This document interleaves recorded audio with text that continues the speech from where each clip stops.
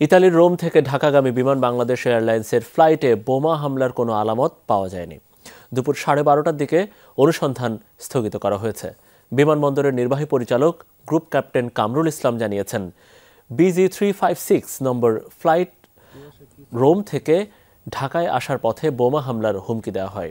ফ্লাইটটি সকাল 9:20 হজরত শাহজালাল আন্তর্জাতিক বিমানবন্দরের জরুরি অবতরণ করলে 250 যাত্রী ও 13 ক্রিউকে প্লেন থেকে টার্মিনালে আনা হয়। কোনো বোমা হুমকি আছে কিনা তা জানতে প্লেনটিতে বোম ডিসপোজাল ইউনিট সহ যৌথ বাহিনী তল্লাশি চালায়। বিমানবন্দরের নির্বাহী পরিচালক আরও জানিয়েছেন, দুপুর 12:30টার দিকে কোনো ধরনের হুমকি না মেলায় অনুসন্ধান বন্ধ করা হয়েছে। বর্তমানে যাত্রীদের ব্যাগেজ স্থানান্তর করা হচ্ছে। ওদের একটা জায়গায় নামানো হয়েছে, ওরা ওইখানে সবাই আছে, আর বাকি বেশি ওরা কথা বলতে পারতেছে না।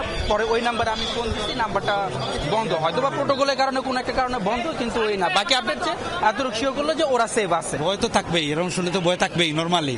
আপনি যদি কখন এরকম কোনো কিছু শুনেন তো ভয় থাকবে না, কিন্তু নামার পর দেখতেছে স্বাভাবিক, সবকিছুই স্বাভাবিক। এখনো লোক আছে ভিতরে, কেউ বাইরে হইতেছে, কেউ বাইরে হইতেছে না।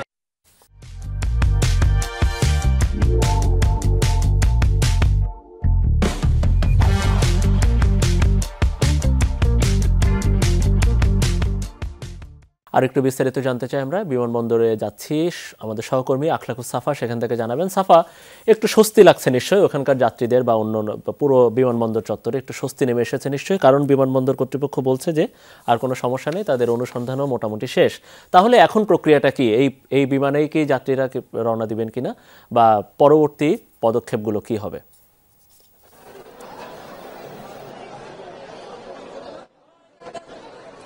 না মনির, বিমানটা কিন্তু চলে এসেছে ঢাকায় এবং এটি ঢাকাগামী ফ্লাইটই ছিল BG356।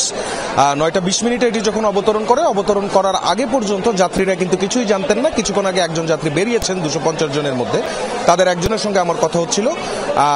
যিনি বলছিলেন যে তারা যখন ফ্লাইটে ছিলেন তখন তারা কিছুই জানতেন না। যখন ফ্লাইটটি অবতরণ করে এবং তারা যখন বেরিয়ে আসেন, তারপর তাদেরকে বলা হয় যে এরকম একটি বোম থ্রেট আছে এবং সেই জন্য তাদেরকে কিছু সময় অপেক্ষা করতে হবে এবং তাদের ব্যাগ এন্ড ব্যাগেজেস এগুলোতে তল্লাশি চলবে। এবং সেই হিসেবেই কিন্তু 250 যাত্রীকে একটি নির্দিষ্ট জায়গায় নিয়ে যাওয়া হয় এবং সেইখানটাতে তাদের যে তল্লাশি, সেই তল্লাশি কার্যক্রমগুলো চলে।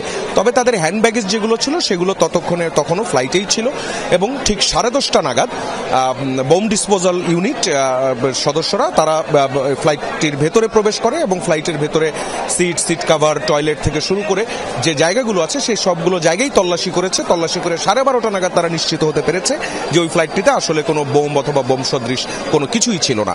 যাত্রীদের যে স্বজনরা, তাদের মধ্যে কিন্তু একটা আতঙ্ক এবং উৎকণ্ঠা সেটি শুরু হয়ে গিয়েছিল, কারণ যেহেতু 9:20 থেকে 10টার মধ্যেই বিভিন্ন গণমাধ্যমে এই খবরটা চলে এসেছে এবং আমরাও সকাল থেকে এই বিষয়টা ফলো করছিলাম।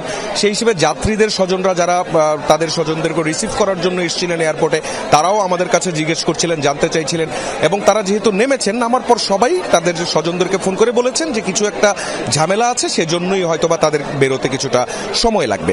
এবং এখন যে প্রক্রিয়াটি চলছে সেটি হচ্ছে ইমিগ্রেশন কমপ্লিট হয়েছে এবং বাকি অন্যান্য যে যাত্রীরা আছেন তারা তাদের ব্যাগেজ এবং লাগেজ যেগুলো আছে সেগুলো তারা সেখান থেকে বুঝে নিচ্ছেন।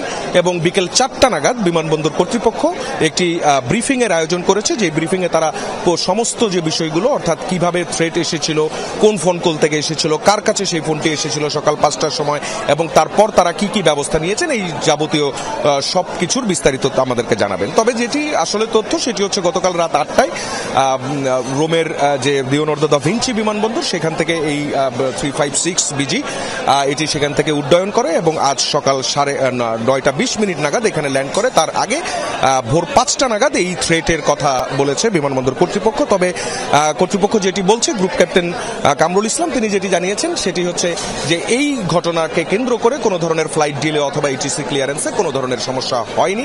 তবে বিমানবন্দরের নিরাপত্তার তল্লাশিটা কিন্তু এখন একটু বেশি। মনির, অনেক ধন্যবাদ আপনাকে আখলাকুস সাফা, তিনি জানাচ্ছিলেন বিমানবন্দর থেকে।